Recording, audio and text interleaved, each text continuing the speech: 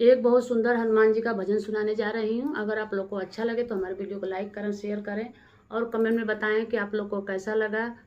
और न्यू है तो हमारे चैनल को सब्सक्राइब करें, बेल आइकन प्रेस करें, जिससे हमारा नोटिफिकेशन आप लोगों तक पहुँच सके। और ज़्यादा से ज़्यादा हमारे वीडियो को शेयर करें दोस्तों, और अपना प्यार दुलार हम पे बनाए रखें। और वीडियो एकदम स्किप करके मत देखिएगा। तो चलिए मैं सुनाती हूँ हनुमान जी का एक भजन। कैसा लगा जरूर बताइएगा। बिनती सुन लो मेरी आज पवन सुत अंजनी के लाला। बिनती सुन लो मेरी आज पवन सुत अंजनी के लाला। पवन सुत अंजनी के लाला, पवन सुत अंजनी के लाला। बिनती सुन लो मेरी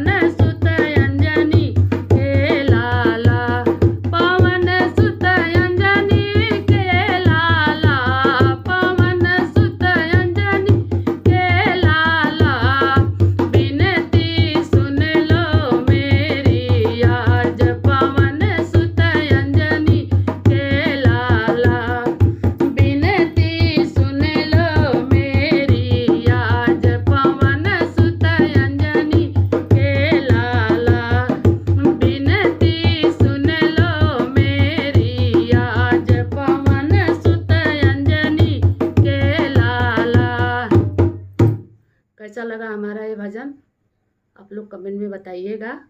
फिर मिलते हैं नेक्स्ट वीडियो में। जय श्री राम, जय हनुमान, जय बजरंग बली।